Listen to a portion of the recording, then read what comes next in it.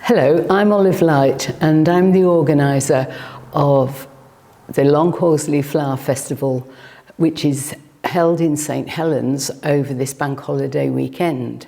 And I hope that you'll come along and have a look at all the exhibits and enjoy some homemade cake.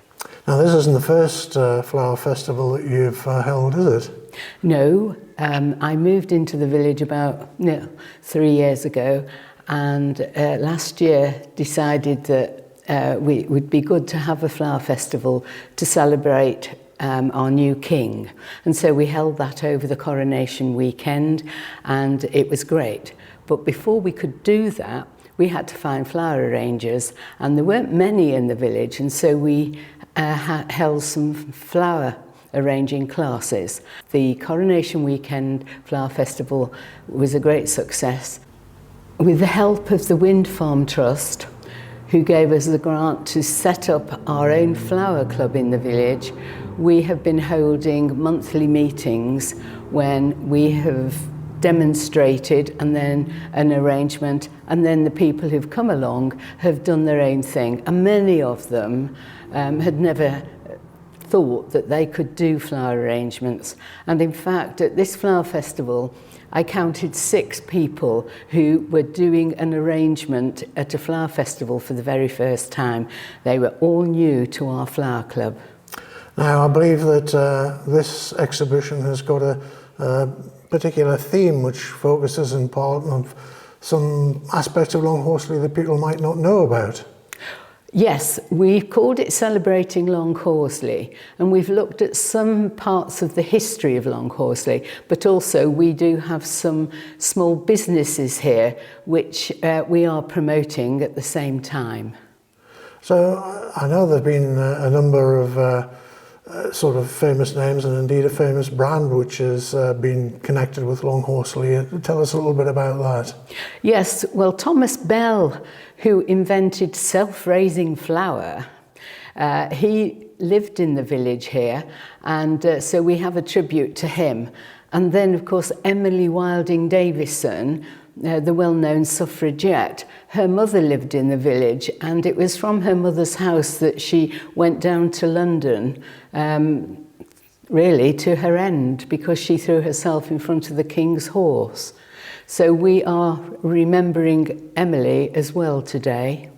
So tell us a little bit about some of the individual exhibits and indeed the people who created them. Well, we have the old church and the wood, which has been done by Louise, who is doing it for the first time.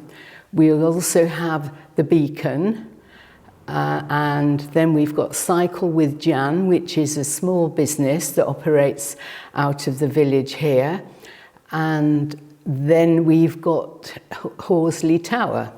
Now, Horsley Tower has a huge garden, and we've set out a garden to help us. We've planted bulbs there to help us cut down on our flower costs.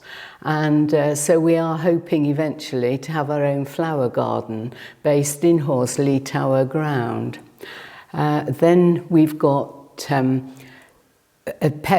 we've got the pet sitting service, which is a great service for anybody who needs to go away and who wants someone to come and look after the pets in their own homes.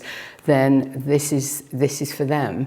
And also the person who runs that is also very skilled with horses, and so we've got a nice stable and our own toy horse here.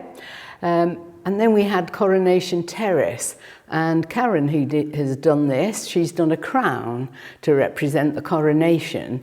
And we have one about cockfighting, which eventually was banned, but the arranger, who is also really my associate organiser, Shirley, she did that, and it's lovely. Then we've honoured the Longhorsley History Society because they do so much in the village and they have interesting talks, and they have produced some of the leaflets that are available. So if you've got time, you can pick up a leaflet and you can do a trail around the village and see where the cockfighting took place and where, oh, I've forgotten one arrangement, the old smithy, where that is. That's now a home today. And we have a lovely arrangement by Jo, who's done it for her daughter, who's Kate Simpson Fine Arts. And so she is depicting that small business. And then another small business on the window ledge here is the travel counsellors, and Emily lives in the village and does a wonderful job. She organised a great trip for my husband and I to Malaga earlier this year. Now, as a relative newcomer to the village, what's it like as a place to live? Well, we think it's a brilliant place. We left a lovely village on the Isle of Wight, and we're sad to leave there, but circumstances meant that we had to move. And so we have really enjoyed it. We've been made so welcome, and it's great to be involved in getting to know people through all the different clubs and organisations.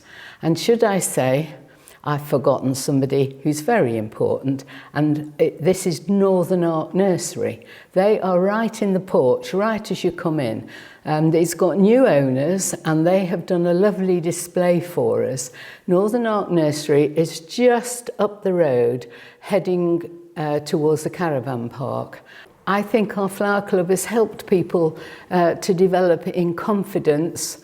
And also socially, we do have a good time, we have a good chat, but also we have encouraged people to try and do things that they thought they could never do. Now, finally, just remind us what your opening times are. Today, Saturday, we are open from 10 till 4. Tomorrow, Sunday, 11:30 until 4. And Monday, again, 10 till 4. Now, I believe admission is free, but you're also trying to raise some funds. Yes, admission is free, but we would appreciate donations for the Great North Air Ambulance Service. Two people who have been involved in this are very, very grateful that their family members were rescued by the ambulance service, and so we felt it was fitting to raise money for them. And we are a cash only, but you know, come along with your cash, go to the cash point first, and then come along and help us raise money for this wonderful service.